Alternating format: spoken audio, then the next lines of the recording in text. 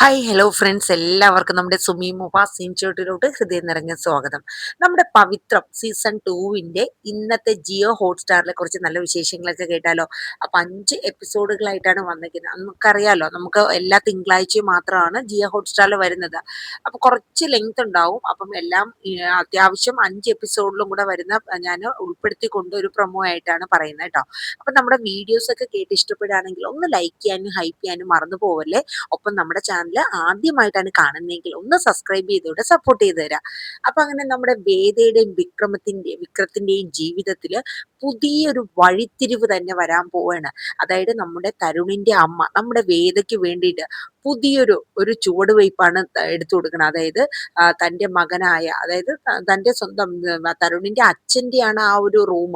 അതായത് IAS എടുക്കാൻ വേണ്ടിയിട്ട് വേദയ്ക്ക് വേണ്ടുന്ന എല്ലാ ബുക്സും കാര്യങ്ങളും ഒക്കെ ആ റൂമിൽ അറേഞ്ച് ചെയ്തിട്ടുണ്ട്. അപ്പൊ ആ ഒരു റൂമിലോട്ടാണ് വേദയെ കൊണ്ടുപോകുന്നത്. അങ്ങനെ തരുണിന്റെ അമ്മ എല്ലാ കാര്യങ്ങളും പറഞ്ഞ് വേദയ്ക്ക് നല്ലൊരു മോട്ടിവേഷൻ കൊടുക്കണം.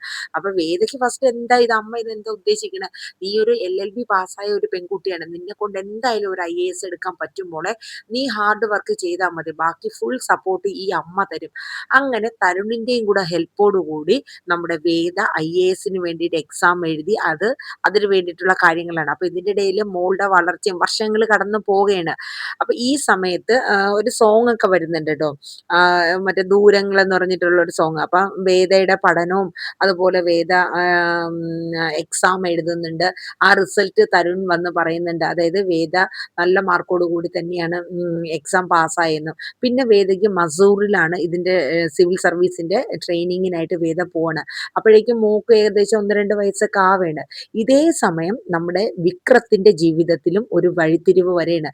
ആ സമയത്ത് തന്നെ വിക്രമും നമ്മുടെ മനസ്സിലൊരു ഇത്, അതായത് താൻ ഇവിടെ നിന്ന് ജയിലിൽ നിന്ന് ഇറങ്ങിയിരുന്നാലും തന്റെ വിദ്യാഭ്യാസം നല്ല രീതിയിൽ പൂർത്തീകരിക്കാൻ പറ്റിയില്ല. നന്നായിട്ട് പഠിക്കുന്ന ഒരു സ്റ്റുഡന്റ് ആയിരുന്നു നമ്മുടെ സുധാകരൻ മാഷിന്റെ മകനായ വിക്രം. പക്ഷെ സാഹചര്യങ്ങൾ കൊണ്ടും എന്തോ ഒരു വല്ലാത്തൊരു രീതിയിൽ വിക്രത്തിന്റെ ജീവിതം മാറി മറിഞ്ഞതാണ്. അങ്ങനെ വിക്രം തന്റെ അച്ഛന് വേണ്ടിയിട്ടും തന്റെ അമ്മയ്ക്ക് വേണ്ടിയിട്ടും തന്റെ ജീവിതത്തിന് വേണ്ടിയിട്ടും വിക്രം തുടർ വിദ്യാഭ്യാസത്തിനായിട്ട് ആലോചിക്കുകയും അത് നമ്മുടെ ആൻഡ്രൂസ് സാറിന്റെ അടുത്ത് പറയുന്നുണ്ട്, ജയിൽ സൂപ്രണ്ട് ആയിട്ടുള്ള. അങ്ങനെ ആൻഡ്രൂസ് അതിന് വേണ്ടിയിട്ട് അവിടെ ജയിലിൽ തന്നെയുള്ള ഒരു ലൈബ്രറിയും കാര്യങ്ങളുടെ ഉത്തരവാദിത്വം വിക്രത്തിനെ ഏൽപ്പിക്കുകയും അങ്ങനെ വിക്രം അവിടെ നിന്ന് പല ബുക്സുകളും എടുത്ത് യൂണിവേഴ്സിറ്റി ബിരുദാനന്തര ബിരുദം പൊളിറ്റിക്സിൽ എടുക്കാനായിട്ട് എക്സാമിന് വേണ്ടിയിട്ട് പ്രിപ്പയർ ചെയ്യുന്നുണ്ട്. എല്ലാ ഹെൽപ്പും നമ്മുടെ ആൻഡ്രൂസ് ചെയ്ത് എടുക്കുന്നുണ്ട് കേട്ടോ. അങ്ങനെ ഈ സമയത്ത് നമ്മളെ വേദ ട്രെയിനിങ്ങിനായിരിക്കുന്ന സമയത്ത് വർഷങ്ങൾക്ക് ശേഷം വേദ തൻ്റെ അച്ഛനായ ശങ്കരനാരായണനെ വിളിക്കുകയാണ്. അപ്പം ശങ്കരനാരായണന്റെ മൊബൈലിലോട്ട് വേദയുടെ കോള് വരെയാണ്. ഏതോ ഒരു നമ്പർ. അപ്പം പുള്ളി ഫോൺ എടുത്തിട്ട് ഹലോ പറയുമ്പോൾ ഒന്നും മിണ്ടുന്നില്ല. 2-3 പ്രാവശ്യം കഴിഞ്ഞപ്പോൾ പുള്ളിക്ക് ഒരു സംശയം, വേദയാണോ? അപ്പൊ തന്നെ പറഞ്ഞു, ഞാൻ വേദയാണ് അച്ഛൻ ഒരുപാട് ടെൻഷൻ ആവരുത്, അമ്മയോട് പോലും ഞാൻ വിളിച്ചിരുന്നു എന്ന കാര്യം പോലും പറയരുത് എന്നൊക്കെ പറയണം. ശങ്കരനാരായണന് ഭയങ്കര സന്തോഷമുണ്ട്. മോളെ, നീ എവിടെയാണ്, നീ എന്തിനാ മറഞ്ഞിരിക്കുന്നത്, നീ ഇനി സമൂഹത്തിൽ മുന്നിട്ട് നിൽക്കേണ്ട ആളാണ് മോളെ, നീ അങ്ങനെ മാറി ഒളിച്ചിരിക്കേണ്ട കാര്യമില്ല. കാര്യം ശ്രീകാന്തിന്റെ വായിൽ നിന്നും നമ്മുടെ ശങ്കരനാരായണൻ അറിഞ്ഞായിരുന്നു വേദ പ്രഗ്നന്റ് ആണെന്നുള്ള കാര്യം. അപ്പോൾ പെട്ടെന്ന് വിളിച്ചപ്പോൾ നീ ജീവനോടൊക്കെ ഉണ്ട്, അവൾക്ക് അപകടമൊന്നും പറ്റിയിട്ടില്ല എന്നൊരു ആശ്വാസം ആവേണം. എന്നിട്ട് ശങ്കരനാരായണൻ വേദയോട് പറയണം, മോളെ ഞാൻ എത്രയും പെട്ടെന്ന് അവിടെ വരാം, നീ എവിടെയാണ് നിൽക്കുന്നതെന്നൊക്കെ ചോദിക്കുക. അപ്പം വേദ പറയുന്നുണ്ട്, അച്ഛൻ ഞാൻ മസൂറിലാണ്. മസൂറിലോ? അവിടെ? അപ്പൊ പറയും, ഞാൻ സിവിൽ സർവീസിന്റെ. അപ്പം ശങ്കരനാരായണന് ഭയങ്കര സന്തോഷാവാണ്. കാരണം എൻ്റെ മകള് നല്ല രീതിയിലുള്ള സ്വന്തം കാലിൽ നിന്നുകൊണ്ട് തന്നെ അവൾ ഒരു പുതിയ ജീവിതം, പുതിയ ഒരു ഒരു അവളുടെ കയ്യിൽ ഒരു നല്ലൊരു പദവിയാണ് അവൾ എടുക്കുന്നത്. അവ ഭയങ്കര സന്തോഷാവാണ്. അപ്പൊ ഞാൻ ഉടനെ തന്നെ വരാന്ന് പറഞ്ഞിട്ട് ശങ്കരനാരായണൻ ഫോൺ വെക്കുകയും പെട്ടെന്ന് തന്നെ മസൂറിലോട്ട് ചെല്ലുകയാണ്. അങ്ങനെ അവിടെ ചെന്ന് വേദയെ കണ്ട് ഭയങ്കര സന്തോഷമാണ്. അപ്പം കാര്യങ്ങളൊക്കെ പറയുന്നുണ്ട്. അപ്പോൾ ശ്രീകാന്തിനെ പേടിച്ച് വർഷങ്ങളോളം ഞാൻ ഇങ്ങനെയൊക്കെയായിരുന്നു. അപ്പം ശങ്കരനാരായണൻ ചോദിക്കുന്നുണ്ട്, ശ്രീകാന്തിന്റെ വായിൽ നിന്നും നീ പ്രഗ്നന്റ് ആണെന്ന് അറിഞ്ഞു മോളെ, നിന്റെ കുഞ്ഞ് എന്ത് ചെയ്യുന്നു? അച്ഛാ, ഇപ്പം ഞാൻ അതിനെക്കുറിച്ച് ഒന്നും പറയണില്ല. കാരണം ഞാൻ അങ്ങോട്ട് ചെറിയ രീതിയിൽ അത് ചുരുക്കി അച്ഛൻ്റെ അടുത്ത് പറഞ്ഞാലും അച്ഛന് 100 ചോദ്യങ്ങൾ എന്നോടുണ്ടാവും. അതുകൊണ്ട് ഇപ്പം അതിനെക്കുറിച്ചൊന്നും ഞാൻ സംസാരിക്കുന്നില്ല. വിക്രത്തിന്റെ കാര്യത്തിൽ അച്ഛൻ എപ്പോഴും ഒരു ശ്രദ്ധ വെക്കണം. ഞാൻ അച്ഛനെ വിളിച്ചത് ചോദിച്ചത്, എനിക്ക് അച്ഛൻ്റെ അടുത്ത് സ്വകാര്യമായിട്ട് ചില കാര്യങ്ങൾ പറയാനുണ്ട്. അപ്പോൾ പറയും, എന്താണ് മോളെ പറഞ്ഞോ. അങ്ങനെ അവരൊരു കോഫി ഷോപ്പിൽ ചെന്നിട്ട് അവിടെ ഇരുന്ന് കോഫിയൊക്കെ ഓർഡർ ചെയ്ത് കുടിച്ചിട്ട് വേദ ചില കാര്യങ്ങൾ പറയുന്നുണ്ട്. പക്ഷെ അത് അന്നേരം നമ്മളെ കേൾപ്പിക്കുന്നില്ല.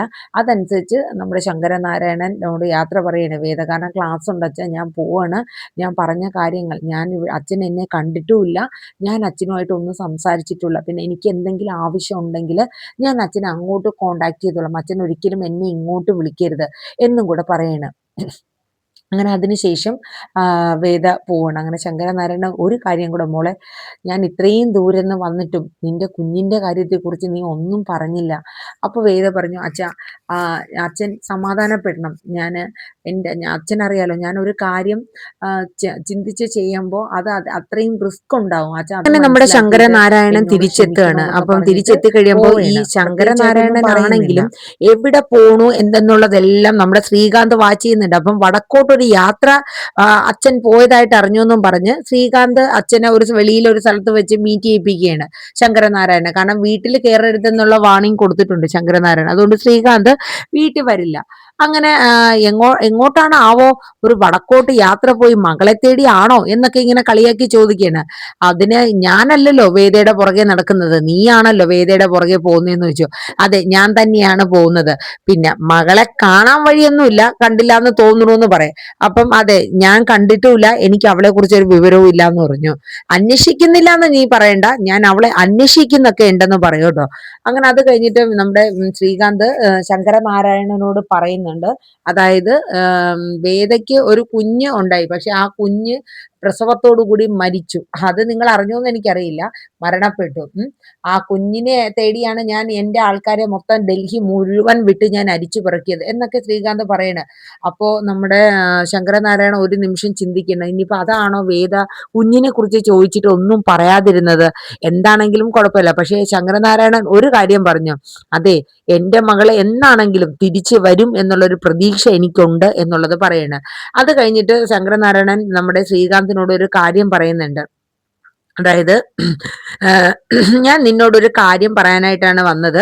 അതായത് നമ്മുടെ കമ്പനി ഇപ്പൊ വേദ ഇല്ല, വേദയുടെ മകളില്ല, അപ്പൊ അങ്ങനെ ഒരു കമ്പനി മുന്നോട്ട് കൊണ്ടുപോകാൻ പറ്റില്ല, അതിനൊരു ഉത്തരവാദിത്തപ്പെട്ട ഒരു രീതിയിൽ അത് എത്തിക്കണം. അപ്പൊ അതുകൊണ്ട് അത് ആ ഇതിലും അച്ഛൻ എഴുതിയിട്ടുള്ള ഒരു കാര്യമാണ്. അതായത് ആ കമ്പനിയുടെ ആ ഒരു നോട്ടത്തിൽ എഴുതിയിട്ടുണ്ട്, അതായത് കമ്പനിക്ക് നോക്കാൻ ഉത്തരവാദിത്തപ്പെട്ട അധികാരിയായ വേദ ഇല്ലാത്ത പക്ഷം അത് ഇന്ററിംഗ് പീരീഡിലോട്ട് വിടുക എന്നുള്ളത്. അതായത് കമ്പനി വിശ്വസ്തനായിട്ടുള്ള ഒരാളുടെ ഇതില് മേൽനോട്ടത്തിനായിട്ട് അയക്കുക എന്നുള്ളത്. അത് കഴിഞ്ഞ് അത് കാലക്രമേണ അത് ആ ആളുടെ തന്നെ ചേരും. അപ്പൊ അതുകൊണ്ട് ഞാൻ നിന്റെ പേരിലോട്ട് അത് ഇന്ററിംഗ് ചെയ്യാനായിട്ട് വെക്കുകയാണെന്ന് പറഞ്ഞു. അതിന്റെ രജിസ്ട്രേഷനും അതിന്റെ ടൈമും കാര്യങ്ങളെല്ലാം നിന്നെ ഞാൻ അറിയിക്കാന്ന് ശങ്കരനാരായണൻ പറയുന്നത്. ഇത് കേട്ടപ്പോൾ ശ്രീകാന്തിന് ഭയങ്കര സന്തോഷമാവാണ്. കാരണം ഇത്രയും നാള് ഈ കോലാഹലങ്ങൾ മൊത്തം കാണിച്ചത് ഈ കമ്പനിയുടെ ഉടമസ്ഥതയ്ക്ക് വേണ്ടിയിട്ടാണ്. അപ്പൊ ഇന്ററിങ് കിട്ടുകയാണെന്നുണ്ടെങ്കിൽ പിന്നെ കാലക്രമേണ അത് എന്നിൽ തന്നെ വന്നു ചേരും എന്നുള്ള ഒരു വിശ്വാസവും കൂടെ ശ്രീകാന്തിന് വരെയാണ്. അപ്പൊ അത് വലിയ സന്തോഷേ. പക്ഷെ ഇത് വേദയുടെ ഒരു ബുദ്ധിയാണ്. കാരണം കുറച്ചു നാളത്തേക്ക് ശ്രീകാന്തിനെ അടക്കി നിർത്താനുള്ള ഒരു പഴുത് അത്രയേ ഉള്ളൂ. അത് വിശ്വസിച്ച് ശ്രീകാന്ത് ഭയങ്കര സന്തോഷം പ്രകടിപ്പിക്കുകയും, ഇത് ആദ്യമേ തന്നെ നിങ്ങൾക്ക് ചെയ്താൽ പോരെയിരുന്നോ, എങ്കിൽ ഞാൻ വേദയുടെ പുറകെ നടക്കുമായിരുന്നോ, വിക്രമിൽ നിന്ന് വേദയെ അകറ്റുമായിരുന്നോ എന്നൊക്കെ പറഞ്ഞ് ഭയങ്കര ഹാപ്പിയായി. ആ കെണി വെച്ചിട്ട് ശങ്കരനാരായണൻ തിരിച്ച് കാറിലോട്ട് കയറണം. എന്നാ ശരി, ഞാൻ നിന്നെ ടൈം അറിയിക്കാന്ന് പറഞ്ഞു. അത് നീ വന്ന് ഒപ്പ് മാത്രം ഇട്ടാൽ മതിയെന്ന് പറയും. അത് കഴിഞ്ഞ് ഓക്കെ, സന്തോഷമായിട്ട് പോവേണ്. അത് കഴിഞ്ഞിട്ട് വേദ പറഞ്ഞിട്ടുണ്ടായിരുന്നു, ഇടയ്ക്കിടയ്ക്ക് അച്ഛൻ വിക്രത്തിനെ ഒന്ന് പോയി കാണണം എന്നൊക്കെ ഉള്ള കാര്യം പറഞ്ഞിട്ടുണ്ടായിരുന്നു. അപ്പം വേദയുടെ പ്ലാൻ എന്തായാലും സക്സസ് ആയി. അപ്പൊ ഇതേ തുടർന്ന് പിന്നെ നമ്മുടെ ശങ്കരനാരായണൻ പല കാര്യങ്ങളും പ്ലാൻ ചെയ്യുന്നുണ്ട്. കാരണം തൻ്റെ മകള് വരുന്നത് വെറും കൈയോടെയല്ല, വലിയ ഒരു സർപ്രൈസോടുകൂടി, ഒരു പദവിയോടുകൂടെ തന്നെയാണ് എൻ്റെ മകൾ തിരിച്ചെത്തുന്നത്.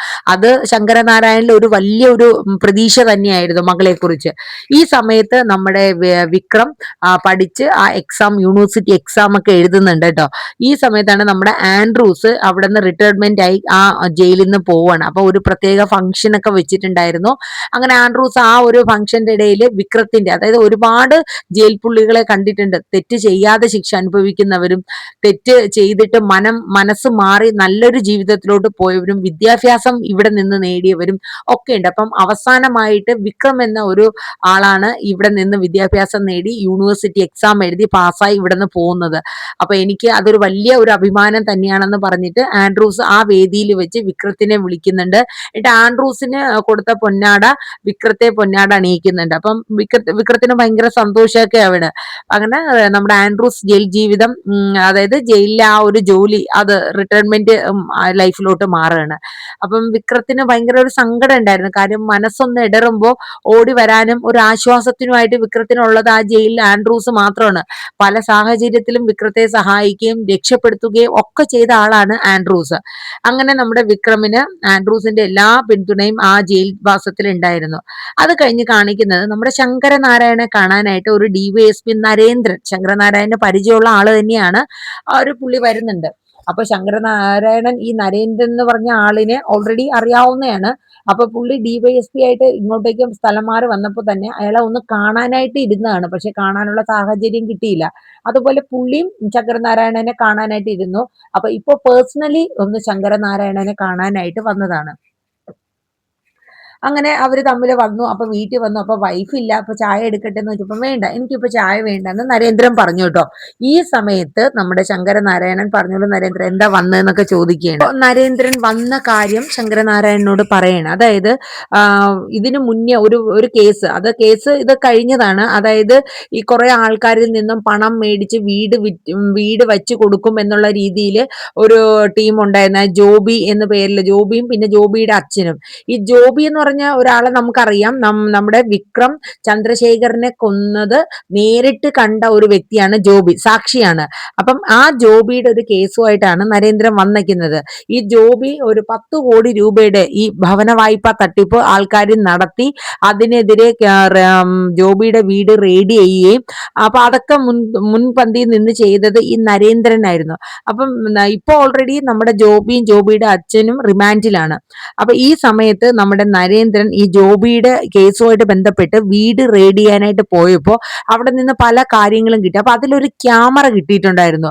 ആ ക്യാമറയെ സംബന്ധിച്ച് നരേന്ദ്രൻ അന്വേഷണം നടത്തിയപ്പോൾ അത് പണ്ട് വനം വകുപ്പിൽ നിന്നും കാണാണ്ട് പോയ ഒരു ക്യാമറയാണ്. അതായത് വർഷങ്ങൾക്ക് മുമ്പ് ഈ ചന്ദ്രശേഖരനൊക്കെ കൊലപ്പെട്ട സമയത്ത്, അതായത് അന്ന് വിക്രം കൊലപ്പെടുത്തിയെന്ന് ജോബി സാക്ഷി പറഞ്ഞല്ലോ, ആ സമയത്ത് ഇതിനെല്ലാം തെളിവായിട്ട് ഈ ക്യാമറ ആ വനത്തിലെ ഒരു മരത്തിലുണ്ടായിരുന്നു, ഇവര് നിന്ന ആ സ്ഥലത്ത്. അപ്പം ആ വിഷ്വൽസ് എല്ലാം ഈ ക്യാമറയെ തെളിഞ്ഞിട്ടുണ്ട്. അപ്പം ഈ ക്യാമറ കിട്ടിയ നരേന്ദ്രൻ അത് മറ്റൊരു സ്ഥലത്ത് റിപ്പോർട്ട് ചെയ്തില്ല. അത് ഒന്ന് നോക്കി അതിൻ്റെ അകത്ത് എന്തൊക്കെ വിഷ്വൽസ് ആണ്. ആ സമയത്താണ് നരേന്ദ്രൻ ഈ കാഴ്ചകളൊക്കെ കാണുന്നത്. അതായത് ഈ ചന്ദ്രശേഖരൻ നമ്മുടെ അനിയൻകുട്ടനെ വെടിവെക്കണതും, അതുപോലെ ശ്രീകാന്തും വിക്രമും തമ്മിൽ അങ്ങോട്ടും ഇങ്ങോട്ടും അടികൂടുന്നതിന്റെ ഇടയിൽ ഇവരുടെ രണ്ടുപേരുടെയും പ്രഷർ കൊണ്ട് കൈയിരുന്ന തോക്ക് പെട്ടെന്ന് പൊട്ടുകയും ചന്ദ്രശേഖരനിലോട്ട് വെടികൊള്ളുകയാണ്. അല്ലാണ്ട് ഓൾറെഡി വിക്രം ചന്ദ്രശേഖരനെ കൊല്ലാനായിട്ട് വെടിവെച്ചതല്ല. അതൊക്കെ ഈ വിഷ്വൽസിലുണ്ട്. അപ്പൊ അത് ജോബിയുടെ വീട്ടിൽ നിന്ന് കിട്ടിയായിരുന്നു, ആ ക്യാമറയിൽ കിട്ടി. അപ്പൊ അത് ശങ്കരനാരായണനെ അറിയിക്കാനായിട്ട് വന്നതാണ് നരേന്ദ്രൻ. ഇത് കേട്ട ശങ്കരനാരായണന് ഭയങ്കര ഒരു ഷോക്കാണ്. കാരണം എന്ന് വെച്ചാൽ ഇത്രയും നല്ലൊരു എവിഡൻസ്, ഇനിയിപ്പോ നമ്മുടെ വിക്രത്തിനെ രക്ഷപ്പെടുത്താൻ ഇതിൽ കൂടുതൽ നല്ലൊരു തെളിവ് വേണ്ട. അപ്പൊ ശങ്കരനാരായണൻ തൊഴുതുകൊണ്ട് നരേന്ദ്രനടുത്ത് പറയും, എനിക്ക് ആ തെളിവ് തരണം, എനിക്ക് വിക്രത്തിനെ പുറത്തിറക്കണം. അപ്പൊ നരേന്ദ്രൻ പറഞ്ഞു, അതുകൊണ്ടാണ് ഞാൻ തന്നെ നേരിട്ട് വന്ന് ഈ കാര്യം പറഞ്ഞത്. സാറിന് അത് ഉപകാരപ്പെടും എന്നുള്ളത് എനിക്കറിയാം. വിക്രത്തിന്റെ കേസിൽ അതെന്തായാലും സാറിന് ഉപകാരപ്പെടും എന്നുള്ളത് പറയണ. അങ്ങനെ നമ്മുടെ ശങ്കരനാരായണൻ നമ്മുടെ വിക്രത്തെ കാണാനായിട്ട് ജയിലിൽ വന്നിട്ട് വിക്രത്തെ കൊണ്ട് ഒരു അപ്പീലിന് ഒപ്പിടിപ്പിക്കണം. അപ്പൊ വിക്രം പറഞ്ഞു, അച്ഛാ ഇതിന്റെ ആവശ്യമില്ല, നമ്മൾ പോയി തോറ്റു വന്നതാണ്. അപ്പൊ പറഞ്ഞു, ഇല്ല മോനെ, എനിക്ക് ഇതിൽ പ്രതീക്ഷയുണ്ട്, നല്ലൊരു തെളിവും എനിക്കുണ്ട്, നീ ധൈര്യമായിട്ട് ഒപ്പിട്, നമുക്ക് അപ്പീലിന് പോകാമെന്നും പറഞ്ഞ് ശങ്കരനാരായണൻ വിക്രത്തെ കൊണ്ട് ഒപ്പിടിപ്പിക്കുകയാണ് കേട്ടോ. അപ്പം വിക്രം അവസാനമായിട്ട് പോകുന്നതിന് മുന്നേ ജയിലിൽ നിന്ന് ശങ്കരനാരായണൻ പോകുന്നതിന് മുന്നേ അച്ഛൻ വേദിയെ തിരക്കാണ്ടിരിക്കില്ല എന്ന് എനിക്കറിയാം, പക്ഷെ വേദി അച്ഛൻ കണ്ടായിരുന്നോ? അപ്പൊ ശങ്കരനാരായണൻ അതിനെ ബേസ് ചെയ്ത് ഒന്നും പറയില്ല കേട്ടോ. എന്തായാലും നീ പുറത്തിറങ്ങുമ്പോൾ നിന്റെ ഒപ്പം വേദയുണ്ട്, ആ ഉറപ്പ് അച്ഛൻ തരും എന്ന് പറഞ്ഞിട്ടാണ് ശങ്കരനാരായണൻ പോകുന്നത്. പക്ഷെ വിക്രത്തിനൊന്നും മനസ്സിലാവണില്ല. എന്തായാലും സ്വന്തം മകളെ തിരക്കാണ്ടിരിക്കില്ല ശങ്കരനാരായണൻ, അത് ഉറപ്പാണ്. ആ ഒരു പ്രതീക്ഷ വിക്രത്തിനുണ്ട്. അങ്ങനെ അത് ഒപ്പിട്ട് മേടിച്ച് പോവേണ്. അപ്പൊ ഇതേ സമയം നമ്മുടെ വേദയ്ക്ക് ട്രെയിനിങ് എല്ലാം കഴിഞ്ഞ് വേദ വീട്ടിൽ വരുന്നുണ്ട്. വീട്ടിൽ വന്നിട്ട് പോസ്റ്റിംഗ് കിട്ടുകയാണ്. അപ്പം ആ പോസ്റ്റിംഗ് കിട്ടിയത് ആദ്യം തന്നെ തരുണിന്റെ അമ്മയാണ് ഏൽപ്പിക്കുന്നത്. കാരണം ഇതിനെല്ലാം തനിക്ക് വഴിത്തിരിവായത് തരുണിന്റെ അമ്മയാണ്. അപ്പൊ തമിഴ്നാട്ടിലാണ് പോസ്റ്റിംഗ് കിട്ടിയിരിക്കുന്നത്. അങ്ങനെ വേദ അങ്ങോട്ട് പോകാൻ നിൽക്കുന്ന സമയത്ത് തന്നെ നമ്മുടെ തരുണിനും പോസ്റ്റിംഗ് അങ്ങോട്ട് കിട്ടുകയാണ്, ട്രാൻസ്ഫർ ആവുകയാണ്. അങ്ങനെ അവര് ഫാമിലി ആയിട്ട് അമ്മയും തരുണും മകളും വേദയും കൂടെ ആയിട്ട് തന്നെ അങ്ങോട്ടേക്ക് ഷിഫ്റ്റ് ചെയ്യാണ്.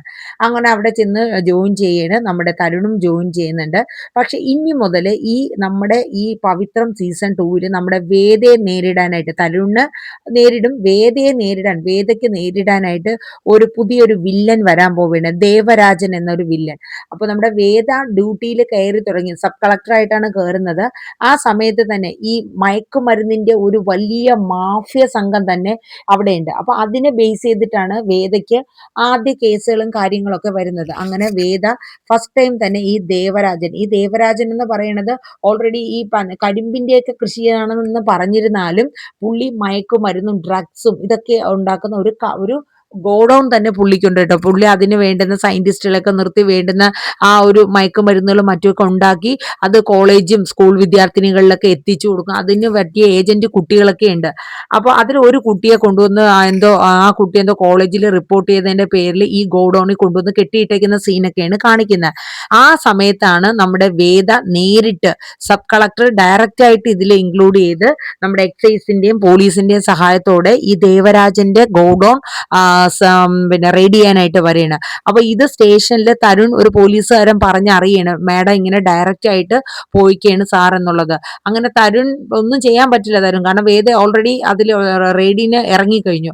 അങ്ങനെ വേദ അവിടെ എത്തിക്കഴിയും. അപ്പോഴേക്കും നമ്മുടെ ദേവരാജൻ ഓൾറെഡി ഇങ്ങനെ റെയ്ഡിന് വന്നു എന്നുള്ള കാര്യം അറിഞ്ഞ് ഏതൊരു മന്ത്രിയെ കൊണ്ട് അപ്പൊ തന്നെ വേദേനെ വിളിപ്പിക്കുകയാണ്. വേദ അവിടെ എത്തി ഇയാളുമായിട്ട് മീറ്റ് ചെയ്തേ ഉള്ളൂ. ഞങ്ങൾ റെയ്ഡിന് വന്നതാണെന്നൊക്കെ പറയാം. അപ്പൊ ആ മന്ത്രി വിളിച്ചു പറഞ്ഞു റെയ്ഡൊക്കെ അവസാനിച്ച് നിങ്ങൾ പോണോന്ന് പറയാം. അപ്പൊ വേദ പറയും പറ്റില്ല, ഞങ്ങൾ വീഡിയോ സഹിതം സാറിന് ഇട്ട് തരാം, എന്നിട്ട് സാറ് റെയ്ഡ് വേണോ വേണ്ടോ എന്ന് ആലോചിക്കാൻ പറഞ്ഞിട്ട് വേദ റെയ്ഡ് തുടങ്ങിയാണ്. അങ്ങനെ വേദ ആ ഗോഡൌണിന്റെ അകത്ത് കയറുകയും ആ കെട്ടിയിട്ട വിദ്യാർത്ഥിയെ രക്ഷപ്പെടുത്തുകയും ഒക്കെ ചെയ്തിട്ട് വേദ ഇറങ്ങുകയാണ്. ദേവരാജന് മുഖത്ത് അടിയേറ്റ് പോയതുപോലെ ആയിപ്പോവാണ്. എന്ത് ചെയ്യണോന്നറിയില്ല. അങ്ങനെ വേദ എല്ലാം കഴിഞ്ഞ് ഇറങ്ങി പോകുമ്പോൾ ദേവരാജിന്റെ മുഖത്തൊന്ന് നോക്കും. എന്നിട്ട് വേദ നടന്നു പോകുമ്പോഴേക്കും ദേവരാജ് ഈ വേദയുടെ കൈ കയറി പിടിക്കും. വേദ തിരിഞ്ഞു നിന്നിട്ട് ഒരൊറ്റ അടി ദേവരാജിന്റെ മുഖത്തും കൊടുക്കും. ഈ ദേവരാജ് എന്ന് പറയുന്ന എല്ലാ രീതിയിലും ഒരു പൊളിറ്റിക്കൽ ലെവലിലാണെങ്കിലും എല്ലാം നല്ല പിടിപാടുള്ള ഒരു വ്യക്തി തന്നെയാണ്.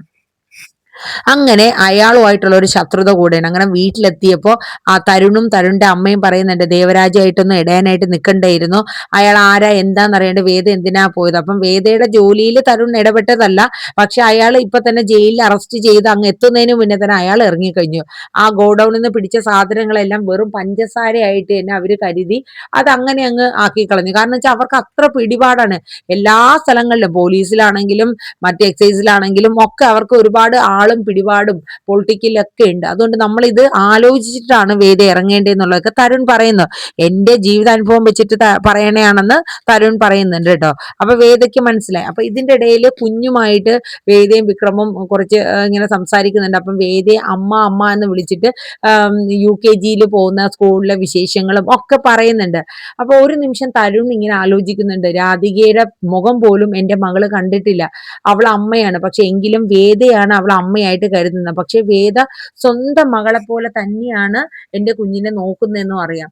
അങ്ങനെ റൂമിൽ ഒറ്റയ്ക്ക് ഇരിക്കുമ്പോൾ തരുണിന്റെ അമ്മ വരുമ്പോൾ തരുൺ ചോദിക്കും, അമ്മേ രാധിക ഒരു ഫോട്ടോ പോലും നമ്മൾ കാണിച്ചിട്ടില്ല, ഇനി ഒരു നാള് നമ്മുടെ മോള് വേദ അമ്മ അല്ലാന്നറിയുമ്പോൾ അതെങ്ങനെയായിരിക്കും, അത് ഈ സത്യങ്ങളൊന്നും പറയില്ലേ, അങ്ങനെയൊക്കെയുള്ള കാര്യങ്ങൾ നമ്മുടെ തരുൺ ആലോചിച്ച് അമ്മയോട് പറയുന്നുണ്ട്. മോനെ അതൊക്കെ സമയമാകുമ്പോൾ നടക്കും, നീ അതൊന്നും ഓർത്ത് ടെൻഷൻ അടിക്കണ്ട എന്നിങ്ങനെ പറയണ.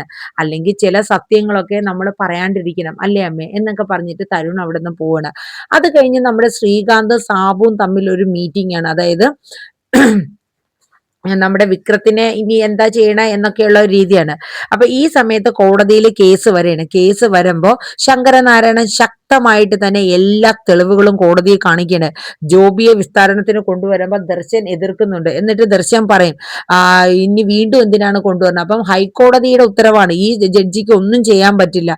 അതുകൊണ്ട് കോടതിയിൽ ശങ്കരനാരായണൻ ഈ തെളിവുകളോട് കൂടി തന്നെ എല്ലാം കോടതിയെ കാണിക്കുകയാണ്. അവസാനം ദർശനൊക്കെ അടിയേറ്റിയതുപോലെ ആയാണ്, കാരണം എല്ലാ വിഷ്വൽസും ഇതിലുണ്ട്. അപ്പൊ ജോബി പറഞ്ഞത് വെറും കള്ളമൊഴിയാണെന്നുള്ളത് കോടതിയിൽ ശങ്കരനാരായണൻ വരുത്തേണ്. അത് മാത്രമല്ല, ഈ ജോബി വെറും പൈസ തട്ടിപ്പുകാരനാണ്. തേയിലത്തോട്ടത്തിൽ നിന്ന സമയത്തും എവൻ തൊഴിലാളികളുടെ പൈസ ശമ്പളം അടിച്ചു മാറ്റുന്നതിലും അതുപോലെ ഈ വീട് വെച്ച് കൊടുക്കുന്നതിലും ഒക്കെ നല്ലൊരു തുക അടിച്ചു മാറ്റാൻ എവൻ ഒരു ക്രിമിനൽ ആണെന്നും എവന്റെ മൊഴി ആ രീതി കണ്ടാൽ മതി എന്നൊക്കെ ശങ്കരനാരായണൻ വാദിക്കുന്നുണ്ട്. ഇടയ്ക്കിടയ്ക്ക് ദർശൻ ഒബ്ജക്ഷൻ പറയുമെങ്കിലും ജഡ്ജി പറയും ഒബ്ജക്ഷൻ ഇനി പറയണ്ട, അയാൾ പറയാനുള്ള പറയട്ടെ എന്ന് പറയുന്നുണ്ട്. അങ്ങനെ ശങ്കരനാരായണന് എല്ലാം കൊണ്ടും കോടതിയിൽ കേസ് നല്ല രീതിയിൽ വിസ്തരിക്കാൻ പറ്റി. അങ്ങനെ ദിവസങ്ങൾ കൊണ്ട് തന്നെ നമ്മുടെ വിക്രം പുറത്തിറങ്ങാൻ പോവുകയാണ്. കാരണം ഇതിൽ കൂടുതൽ തെളിവ് വേണ്ട. കാരണം ശ്രീകാന്തും വിക്രമും തമ്മിൽ അടി കൂടിക്കൊണ്ടിരുന്ന സമയത്താണ് ആ തോക്ക് പൊട്ടി ചന്ദ്രശേഖരൻ മരിക്കുന്നത്. അങ്ങനെ കോടതിയിൽ നമ്മുടെ ശങ്കരനാരായണൻ പറയുന്നുണ്ട്, ഈ ചന്ദ്രശേഖരന്റെ കേസും അതുപോലെ പുളിക്കലിന്റെയും വരുണിന്റെയും കേസ് പുനർവിചാരണ, അതായത് ഒരു പുതിയ ഏജൻസിയെ കൊണ്ട് അന്വേഷിപ്പിച്ച് ഇതിന്റെ സത്യാവസ്ഥ തെളിയിപ്പിച്ചെടുക്കണം എന്ന് കോടതിയോട് ആവശ്യപ്പെടുകയാണ്. അങ്ങനെ നമ്മുടെ വിക്രത്തിനെ 2 ദിവസത്തിനകത്ത് പുറത്തുവിടുകയും ഈ കേസ് വീണ്ടും വിചാരണ ചെയ്യുകയും ചെയ്യുന്നു. അപ്പൊ ഇത് ശ്രീകാന്തിനൊക്കെ ഭയങ്കര അടിയായി പോവുകയാണ്. അങ്ങനെ സ്വന്തം അച്ഛനെ തന്നെ ശ്രീകാന്ത് വെല്ലുവിളിക്കുകയാണ്. നിങ്ങളുടെ വിക്രത്തിനെ പുറത്തിറക്കി കൊണ്ടുവരട്ടെ എന്ന് പറഞ്ഞു. അപ്പൊ നമ്മുടെ ശങ്കരനാരായണൻ പറയും, എടാ നീ ഒരു കാര്യം മനസ്സിലാക്കുക, എനിക്ക് ഇനി മകന്റെ സ്ഥാനത്ത് വിക്രമാണ് ഞാൻ മകനായി കാണുന്നത്, നിന്നെയല്ല എന്ന് പറയും. അതുകൊണ്ട് നിനക്ക് പറ്റുന്നതൊക്കെ കളിച്ചോ, എന്റെ മകളും മരുമകനും അവന്റെ കുഞ്ഞുമായിട്ട് വന്ന് നിന്നെ നേരിടാൻ ഞങ്ങൾ റെഡി ആയിട്ട് തന്നെ നിൽക്കൂടാന്ന് പറയും. അപ്പം ശ്രീകാന്തിന് മനസ്സിലായി ഈ ശങ്കരനാരായണൻ അപ്പൊ എല്ലാം പ്ലാൻ ചെയ്തിട്ടാണ് തന്നെ ഇങ്ങനെ ഒരു മറ്റേ കമ്പനിയുടെ ഒരു കേസ് പറഞ്ഞല്ലോ, കമ്പനിയുടെ ഇന്ററിങ്ങിന്റെ ഒരു കാര്യമൊക്കെ പറഞ്ഞ് എന്നെ പറ്റിച്ചതായിരുന്നു അല്ലേ എന്നൊക്കെ പറഞ്ഞ് അച്ഛനെ വെല്ലുവിളിക്കുകയാണ്. അതിനുശേഷം പിന്നെ ഈ സാബുവും ശ്രീകാന്തും കൂടെ ചേർന്ന് ഇനി എന്താ ചെയ്യാൻ പറ്റണേ, അതുകൊണ്ട് അതിനെ കുറിച്ചൊക്കെ അവര് നമ്മുടെ വിക്രം പുറത്തിറങ്ങിയാൽ എന്ത് ചെയ്യണം എന്നുള്ള വെല്ലുവിളിയൊക്കെ നടത്തി അതിന് വേണ്ടുന്ന ഗൂഢാലോചനകളൊക്കെ നടത്തുകയാണ്. അങ്ങനെ വിക്രം പുറത്തിറങ്ങുമ്പോൾ നമ്മുടെ വിശ്വം വന്ന് കൊണ്ടുപോവുകയാണ്. അപ്പൊ വിക്രം പുറത്തിറങ്ങണത് നമ്മുടെ ശ്രീകാന്തും ദർശനും വന്ന് വിക്രത്തെ വെല്ലുവിളിക്കുന്നുണ്ട്.